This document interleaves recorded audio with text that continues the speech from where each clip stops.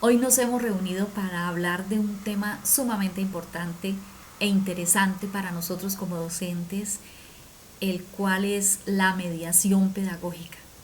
Saludamos a la licenciada Zulma Pachón, directora del Instituto Escalemos Jugando, y a su grupo de docentes colaboradores. Los invitamos a que nos acompañen en este recorrido. Vamos a mirar unos fundamentos teóricos.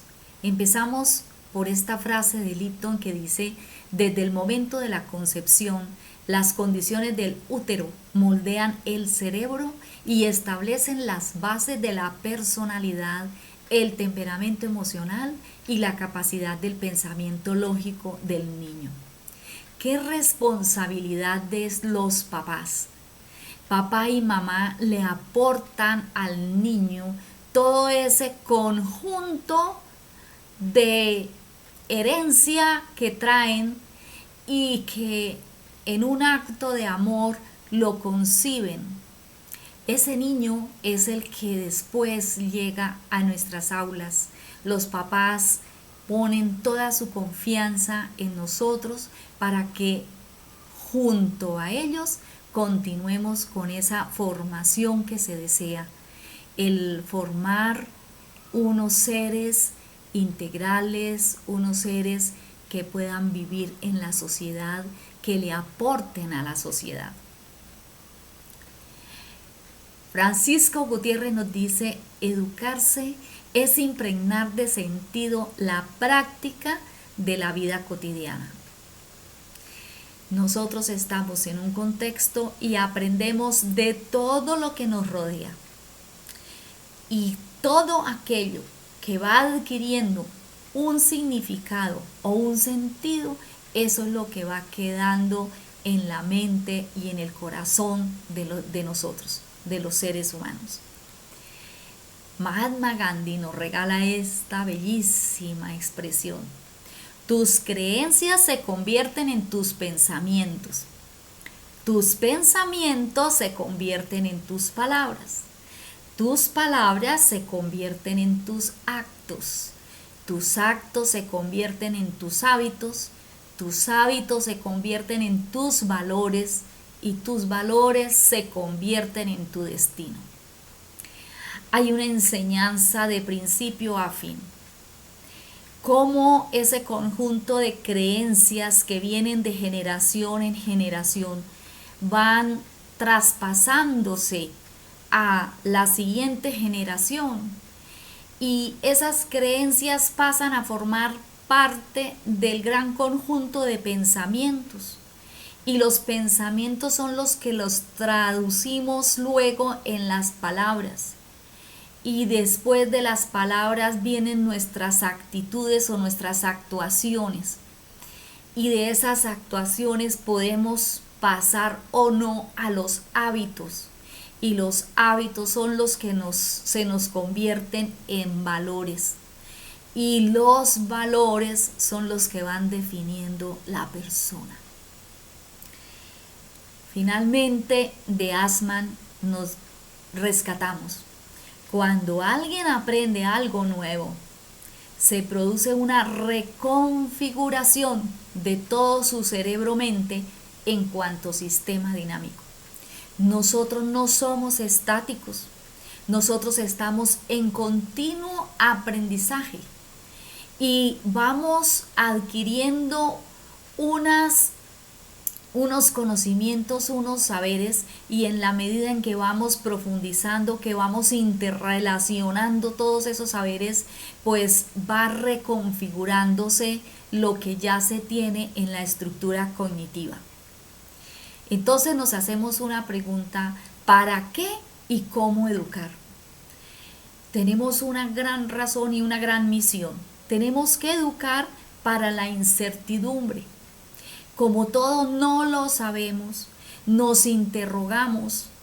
Entonces nosotros desde las aulas estamos propiciando justamente ese hecho, que los niños en principio pues se interroguen y también interroguen, que todo lo que ellos van viendo tiene un sentido y entonces es necesario podérselo encontrar. También tenemos que educar para gozar la vida.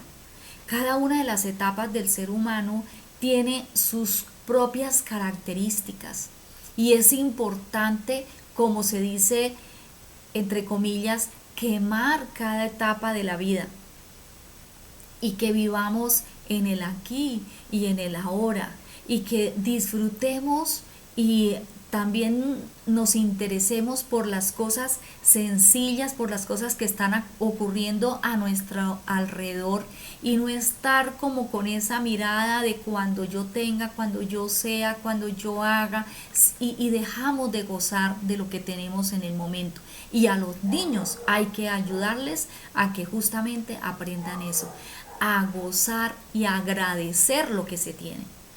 Educar para la significación, hay que encontrarle un significado a cada una de las cosas y situaciones con las cuales uno se va encontrando. Educar para que sepa expresarse. Hay que expresarse no solo con la lengua, con el idioma, con el juego de palabras de manera oral, sino también en lo escrito. También que sepa expresarse con sus gestos, con sus actitudes, con sus detalles. Que él de esa manera, como se exprese, como le dé el significado, como goce, pues él va a aprender a convivir de manera armoniosa con las demás personas que están a su alrededor. Y también hay que educar para que se apropie de la historia y la cultura. Nosotros somos por excelencia seres históricos y por lo tanto hay que recordar que detrás de nosotros hubo una generación y dos y tres y miles de generaciones las cuales pertenecieron o siguen perteneciendo al mismo territorio o a otro territorio, que ha habido en el tiempo unas épocas donde han primado el romanticismo o la literatura o las artes y todo eso ha ido permitiendo que el hombre haya podido construir todos los saberes que en este momento nosotros estamos compartiendo en nuestras aulas y que han servido para progresar, para evolucionar, para mejorar el nivel de vida que el que se tenía pues anteriormente. Bueno, entonces, ¿qué es la mediación pedagógica? La mediación pedagógica, según Daniel Prieto, consiste en la tarea de acompañar y promover el aprendizaje. Y ahí estamos nosotros. Porque nosotros somos esas personitas aparentemente silenciosas que estamos empujando, que estamos propiciando y que estamos ayudando para que el aprendizaje ocurra en el otro, porque el que aprende es el otro. Entonces, nosotros desde acá, con base en las disciplinas, pues vamos alineando todo el proceso de desarrollo que debe darse en los estudiantes. Entonces, ¿qué hay? ¿Qué es lo que hay? De una parte, hay un gran conjunto de conocimientos, un conjunto de saberes.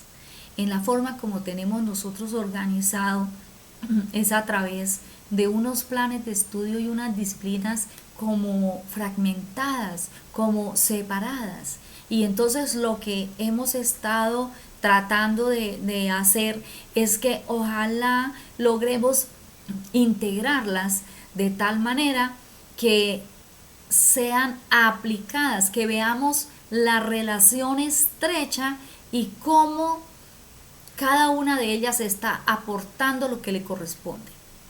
Entonces tenemos ese gran conjunto de saberes, pero a su vez unos procesos propios para enseñar a que sean aprendidos esos saberes.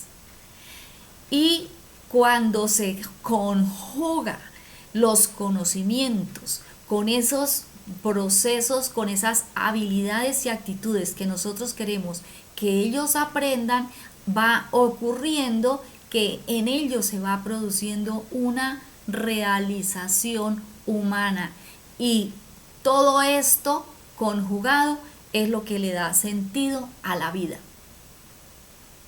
Entonces la mediación pedagógica contribuye a que se adquiera una pasión de aprender. ¿Desde dónde? Desde la comunicación y la realización humana.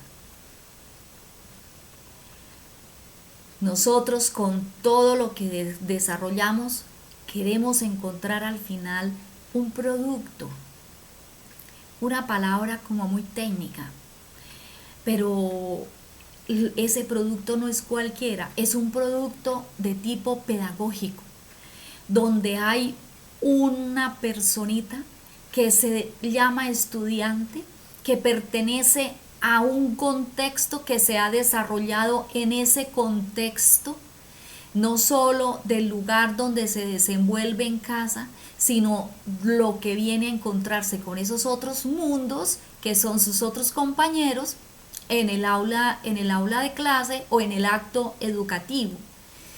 Y todo eso acompañado del conjunto de materiales que son propios de cada una de las disciplinas que se trabajan, de otros, llamémoslo textos, llamémoslo lo que existe en las redes sociales, lo que existe en las bibliotecas, lo que existe en, así sea nuestro amigo Google, como lo decimos, pero todo eso va conjugando, va apoyando a lo que aquí en clase se dice. Los compañeros son fundamentales porque la posición de ellos en esos debates que se pueden establecer, el uno aprende del otro. El docente es un apoyo más para el crecimiento de esa persona y esos ideales, ese horizonte que se nos va formando desde muy pequeños, van siendo elementos fundamentales para que el ser realmente sea el resultado de un trabajo de tipo pedagógico. Entonces, ¿qué es importante cuando hablamos adicionalmente de la mediación pedagógica? Primero, que hay que tener en cuenta lo psicológico. ¿De qué nos ayudamos? De las motivaciones. Lo filosófico, de la reflexión. Lo político, de la acción. Las instituciones tienen unas reglas, un conjunto de políticas y de criterios para poderse desenvolver. Entonces, también aquí se necesita que tengamos ese conjunto de orientaciones que van definiendo el camino al cual se quiere llegar. Desde lo pedagógico, porque es que las disciplinas todas se relacionan y al relacionarse pues van enriqueciendo el conjunto de conocimientos. Y desde lo tecnológico es donde se produce esa mediación. Tecnológico lo entendemos no solamente por las herramientas tecnológicas de los equipos de cómputo, de las redes sociales, etcétera, sino es el hecho de que cómo tiene que darse esa relación dialógica con el otro, y entonces de alguna manera hay una sistematización, un ejercicio sistemático para poder llegar a ese aprendizaje. Les voy a contar que Gutiérrez y Prieto han regalado una manera de cómo hacer el trabajo docente, el trabajo en el aula, mediante unas fases.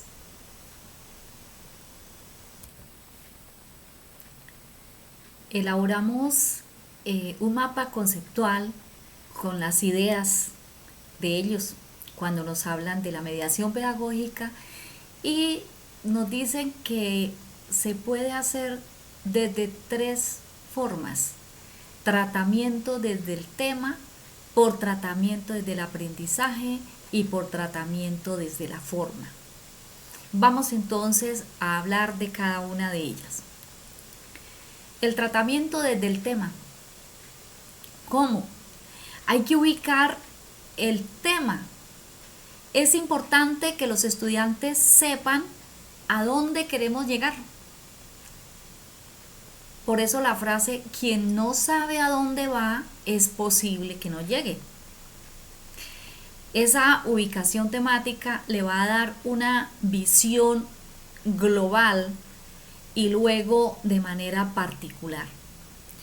Y le va encontrando además una coherencia entre las temáticas que lo conforman y la relacionalidad que existe entre ellos. También se puede hacer con el tratamiento del contenido, mientras a partir de unas estrategias que son las estrategias que llamamos de entrada, desarrollo y cierre. Quizá estas tres palabras las hemos conocido ya en un concepto que llamamos la secuencia didáctica. Y es que las secuencias de clase en lo posible deben tener justamente con esos tres grandes momentos: el momento de entrada, el momento del desarrollo y el momento del cierre. Pero cada una de esas tiene su lógica. No es hacer cualquier cosa para iniciar, ni también cualquier cosa para cerrar. Entonces vamos a mirar algunos ejemplos que nos pueden ayudar a comprender esto más. Por ejemplo, ¿qué estrategias se podían pensar para la entrada? Por decir, se puede a través del relato de experiencias, a través de anécdotas, de la mirada de fragmentos literarios, a través de una serie de preguntas interesantes que en realidad hagan pensar y debatir entre los estudiantes, que se mire también, por ejemplo, se revisen acontecimientos importantes que han sucedido, que también se piense en ese futuro, que nos proyectemos, que en ocasiones también se necesita que recuperemos algo que tenemos en la memoria, que recurramos, por ejemplo, a laboratorios, a interpretación de imágenes, a revisión de recortes periodísticos. Es decir, para iniciar podemos recurrir a cualquiera de estas ayudas y muy seguramente más de las que ustedes trabajan. En el desarrollo también tiene que ser tan importante, porque ahí en ese momento es donde los estudiantes van a encontrar el gusto, van a encontrar también la coherencia, van a encontrar también como lo interesante de lo nuevo que están desarrollando. Y es necesario que en este momento se establezcan o se mire la forma como los estudiantes pueden compartir sus propias experiencias, que también, por ejemplo, tomen personajes históricos, que miren representantes de los distintos países, por ejemplo, profesiones. Recordemos que el testimonio, el buen testimonio es el mejor mensaje para la vida de las personas. Aquí en este momento de la clase, las preguntas adquieren una connotación especial. Cuando se pregunta de manera pedagógica, pues entonces también va a llevar a una respuesta muy bien elaborada, está intrínseca a preguntas inteligentes, respuestas también inteligentes. Y el cierre también, que no sea nos vemos mañana, sino que en realidad haya ese espacio donde exista o la generalización o que se haga una síntesis, que alguien haga una recuperación de qué fue lo que se trabajó hoy en la clase, que posiblemente se haga una pregunta también de manera que sea contundente esa respuesta a raíz de lo que se trabajó, que se cierre, por ejemplo, con una anécdota o con un fragmento literario, con una canción, con recomendaciones para que se haga una práctica, que se elabore, por ejemplo, un glosario, que se elabore un cuadro sinóptico, qué sé yo. Bueno, el tema también se puede trabajar con estrategias del lenguaje. ¿Qué implican esas estrategias? Tenemos el estilo coloquial. ¿Eso a qué se refiere? Se refiere a esa oportunidad de estar en lo más cercano que existe a la expresión oral. Entonces aquí es donde se puede recomendar el escribir con fluidez, con una mirada al diccionario, a los significados de las palabras, y entonces que la composición empiece a tener una gran riqueza en ella. Y si es desde el tipo de vista, por ejemplo, de las matemáticas, entonces también no olvidarse que tenemos un lenguaje apropiado. Entonces, lo coloquial no quiere decir que contradiga lo de la rigurosidad de lo científico. Bueno, también podemos recurrir a la personalización, es decir, cuando el estudiante le pedimos que él recurra a una historia donde cambie el nombre, donde utilice pronombres personales, posesivos. Es una oportunidad de que el estudiante se involucre de manera afectiva, emocional, y eso hace que él entonces se interese por el tema. También, por ejemplo, con la presencia del narrador. Entonces es cuando nosotros involucramos al lector en la historia y le podemos mostrar como otras alternativas de interpretación, de aplicación del tema. Y el hecho de que sea claro y sea sencillo, no por el hecho de utilizar muchas más palabras quiere decir que se habla mejor, sino que lo que se hable sea claro y sea entendible para todos los interlocutores. El tema también se puede tratar utilizando los conceptos básicos, y una buena ayuda es haciendo un glosario, haciendo una síntesis conceptual, utilizando lo que nosotros llamamos las mnemofichas, que se utilizan no solamente en el campo de la lengua, sino en realidad en todas las áreas. En el campo de las matemáticas, por ejemplo, el hecho de que el estudiante mantenga en unas mnemofichas las fórmulas importantes, las palabras y frases también básicas, porque nosotros manejamos expresiones como es proporcional a, es menor que. Entonces todas esas relaciones pueden ir existiendo como referenciadas en unos espacios pequeños donde en un momento dado el estudiante pueda recurrir a ellas para hacer un recuerdo rápido y utilizarlas y seguir adelante. También algunas recomendaciones generales es el hecho de de conocer al interlocutor, al que le está hablando a uno, también el saber bibliografía, porque nosotros los docentes pues no nos lo sabemos todo, y también es parte de esa humildad necesaria cuando decimos esto proviene de este autor.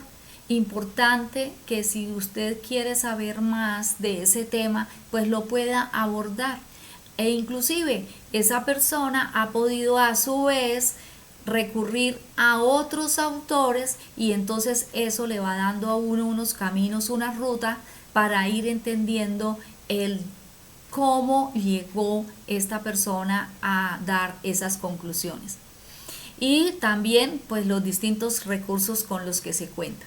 Entonces, al tener en cuenta esos factores, podemos decir que hemos trabajado la mediación desde el tema. Ahora, el tratamiento desde el aprendizaje. Tenemos de manera figurada unos niños que están mostrando, que están estudiando, y que después como hay una alegría por la tarea finalizada. Entonces, cuando es desde el aprendizaje, primero que todo tiene que haber una sustentación teórica muy bien seleccionada por los docentes, porque la idea no es llenar guías, hojas, talleres, cuadernos con una cantidad de información, sino que la información que se entregue sea ya una información que está mediada, que está sintetizada, que es lo fundamental, y que lo conlleve a que el estudiante mismo incluso entre en ese proceso de autoaprendizaje. Y cuando se relaciona con los otros, entonces está en un proceso de interaprendizaje. Entonces, ese autoaprendizaje pues puede ser ejercitando su apropiación del texto, de la elaboración y construcción de composiciones, de gráficos, de mapas conceptuales o mentales, de dibujos, de ejercicios, es decir, toda una cantidad de elementos que nosotros le podemos ofrecer para que él vaya ejercitándose, que haga una relación de lo que está trabajando con el contexto. Eso es necesarísimo para que el estudiante vea que lo que está viendo tiene un sentido. No es que cuando usted esté en la universidad lo va a entender, no, es que esto que está viendo es porque se observa en lo concreto, en la vida real, en su historia, en la historia de los papás, en la historia de tales profesionales. Y interesante cuando se les pide que justamente ellos sean los que hagan las averiguaciones en cuanto a las distintas profesiones, para poder encontrar una relación que lo que están viendo realmente sirvió y sigue sirviendo y servirá para algo, que tiene aplicabilidad, que al estudiante hay que ayudarle a que produzca, y sobre todo a que nosotros lo estemos motivando para que cada día haga más, porque los niños no quieren sino escribir 3 palabras, una liniecita, se les lee una historia con una moraleja, y diga la moraleja y exactamente casi que escribe lo mismo que dice el autor o lo mismo que dialogaron en la clase, pero de él no sale 3 palabras más. Entonces hay que motivarlos, incentivarlos para que ellos cada vez vayan produciendo más y más, que sus reflexiones se puedan ver en la forma escrita o también en la forma oral. El proceso de interaprendizaje muy importante, porque cuando se hacen los debates y cuando se hacen que el estudiante sea capaz de decirle a su compañero que eso que dijo está muy interesante, que sí es correcto, que sí corresponde a lo que están hablando, o por el contrario, hacerle una crítica constructiva. Bueno, entonces esto fue el tratamiento desde el aprendizaje.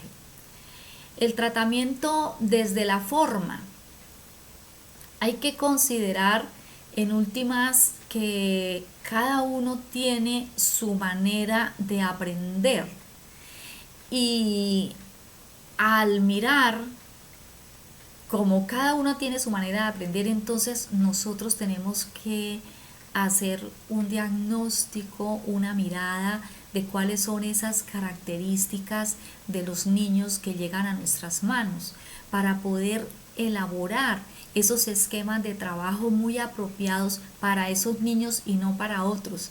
Yo creo que ustedes están de acuerdo conmigo en que cada vez que nos encontramos con un nuevo grupo de estudiantes, así sea el mismo grado que nosotros enseñamos, que trabajamos, que desarrollamos, es distinto, es completamente distinto, porque es que la naturaleza de esos niños que llegan a nuestras manos, de esos jóvenes que llegan, vienen con unas creencias y una formación de hogar, y si vienen de otros colegios inclusive todavía más, pues en realidad son nuevos, y nosotros no podemos llegar a empezar con las mismas actividades que trabajamos el año anterior, porque precisamente son nuevas personas. Además de eso, con esa forma como se están dando la cantidad de informaciones que día a día van generando nuevos inventos, nuevas maneras de ayudar a que la vida sea más sencilla, en cierto modo. Entonces, ¿qué pasa? Pues nuestro lenguaje, nuestra manera de desenvolvernos puede o no entrar en consonancia con el pensamiento de ellos. Entonces los esquemas de trabajo que tenemos que ofrecer tienen que ser adecuados para el grupo en particular con el cual nos vamos a encontrar.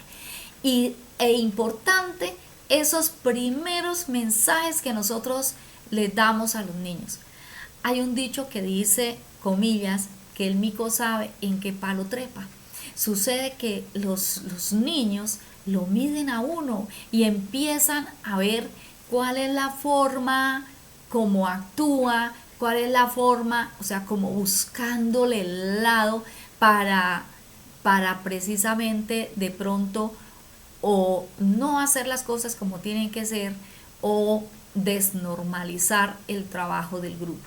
Entonces, esos primeros y segundos mensajes que nosotros le damos a los niños son los criterios que nosotros colocamos, sin ser rígidos, sin ser cuadriculados, sino que es para ponerlos de acuerdo en unos criterios mínimos para que nos podamos desenvolver y para que nos podamos desarrollar.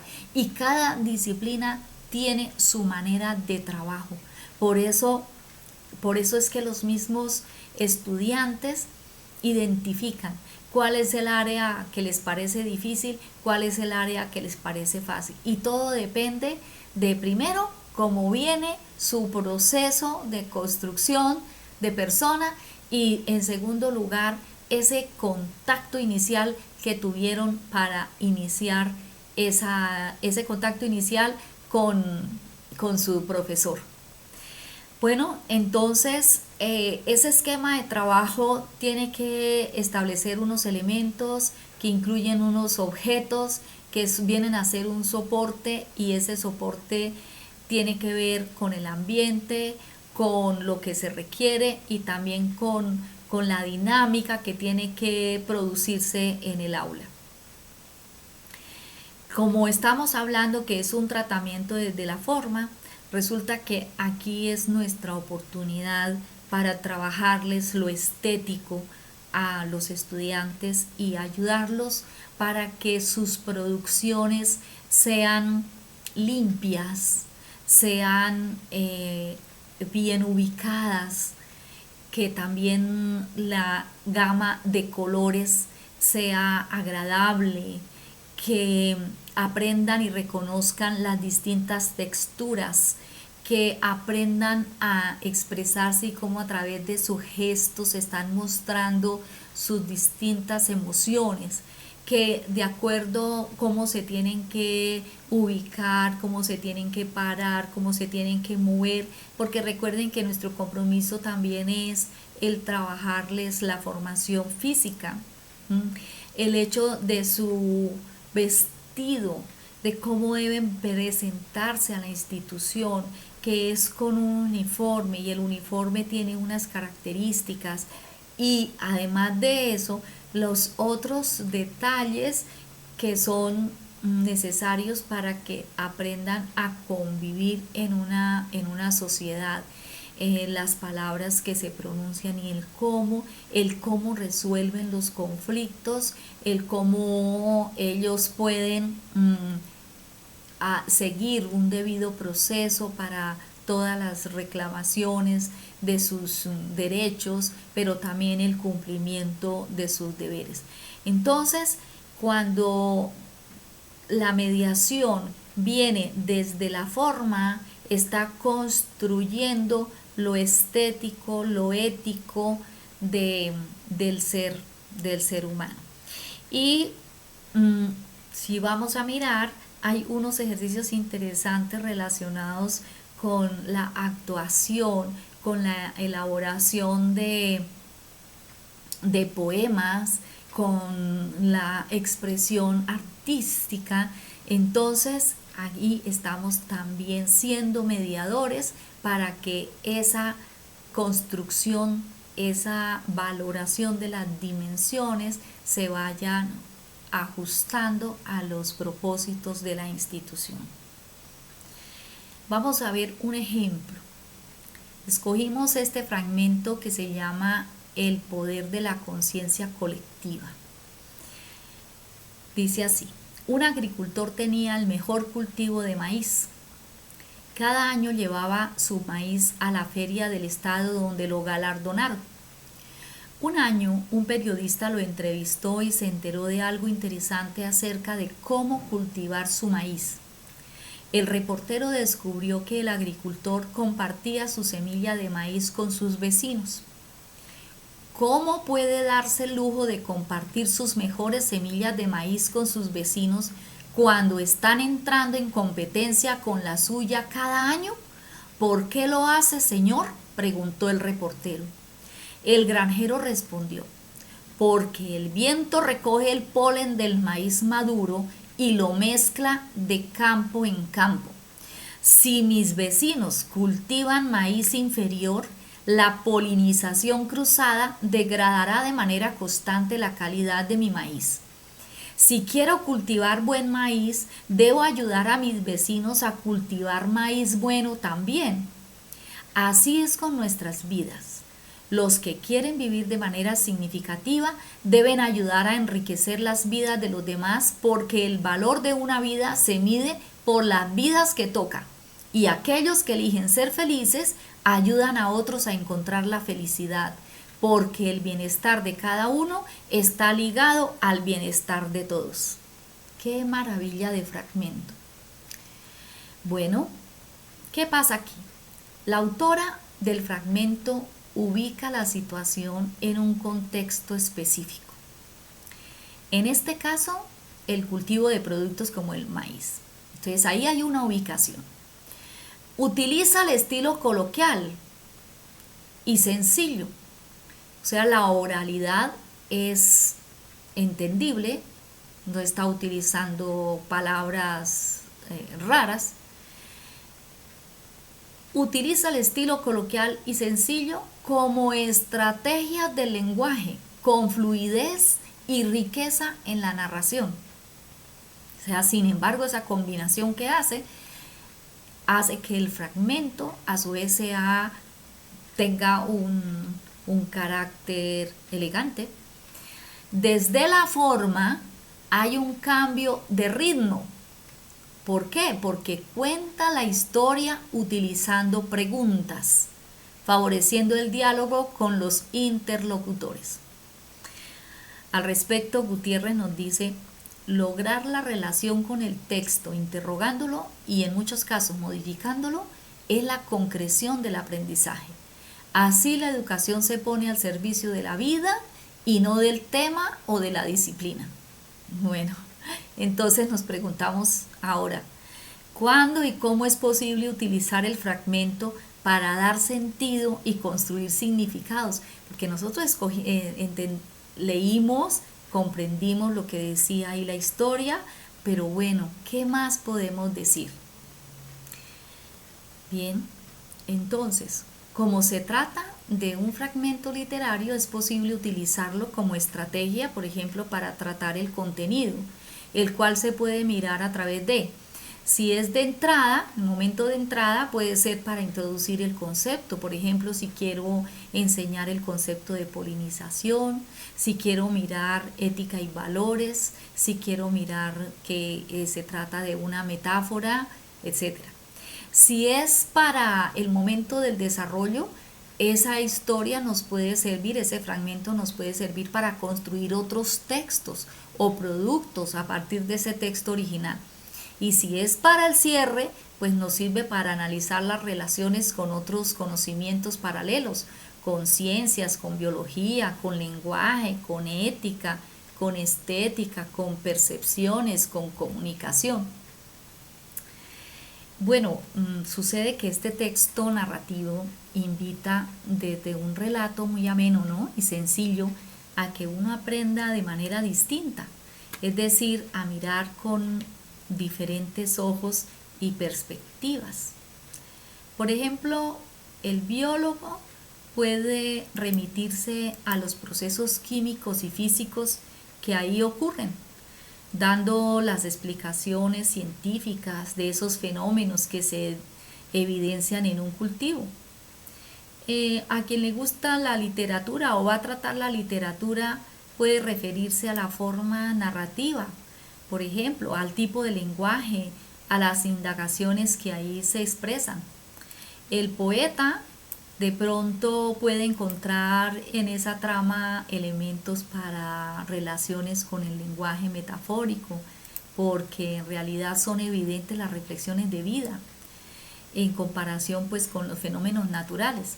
El matemático es posible que puede cuantificar las ganancias que puede ocurrir al compartir semillas con toda la comunidad, ¿no?, y sumar experiencias de vida agradables.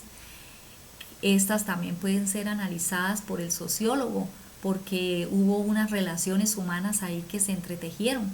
Es decir, hay diversas posibilidades para utilizar esa herramienta en la construcción de un conocimiento. Entonces, podemos también hasta llevar a la imaginación, por ejemplo, mirar las intenciones del agricultor al querer beneficiar a la comunidad con el hecho de permitir que sus semillas se esparzan por todo el campo de manera corresponsable. El agricultor y sus vecinos, ahí se construyen conocimientos en beneficio de todos. Fíjese cómo muy distinto de pronto a alguien que a lo mejor pensó, pero cómo fue a regalar, digamos, su conocimiento. Pero mire que él lo que estaba era haciendo, favoreciéndose a sí mismo, pero de paso le estaba ayudando a los otros. Entonces, en lo económico, pues también hay que mirarlo. Si el agricultor ayudaba a propender la mejoría de sus vecinos, pues eso va a ayudar también a que haya mejores ingresos para la comunidad. Ahora, si miramos desde la productividad, seguramente va a ocurrir una mejor cosecha.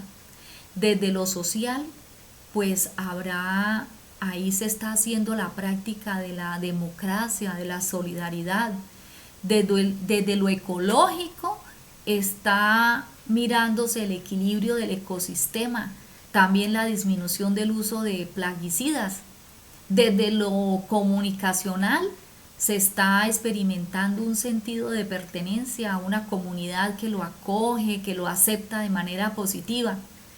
Desde lo psicológico se está mirando, se está incrementando la autoestima. Desde lo político, mire que se está ahí mirando, está promoviendo en cierto modo la toma de decisiones a nivel comunitario. Desde la ética, ahí se evidencia que hay autoconciencia. Finalmente, uno puede ver cómo con ese fragmento puede tocar todas las áreas del conocimiento, y ese es el llamado que en últimas se nos hace, el cómo dejemos ya de estar fragmentando tanto los saberes, sino que aprovechemos las oportunidades para establecer unas redes de tipo conceptual y a su vez de tipo cognitivo y psicológico, social, ético, filosófico, mejor dicho, encarna todas las dimensiones.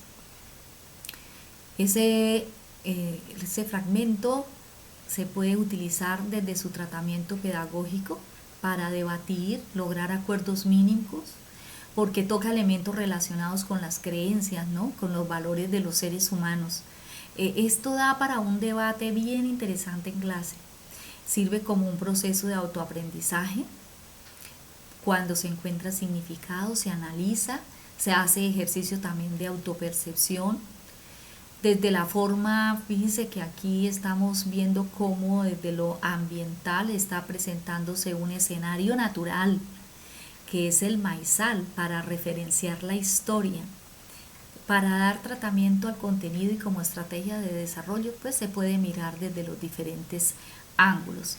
Entonces la idea es el hecho de propiciar espacios para abrir el debate, para comunicarse de las distintas formas, llegar a unos acuerdos mínimos y siempre valorando el conocimiento. Y detrás de ese conocimiento pues viene la conjugación de los valores. Bueno, hasta acá pues este tema que dejamos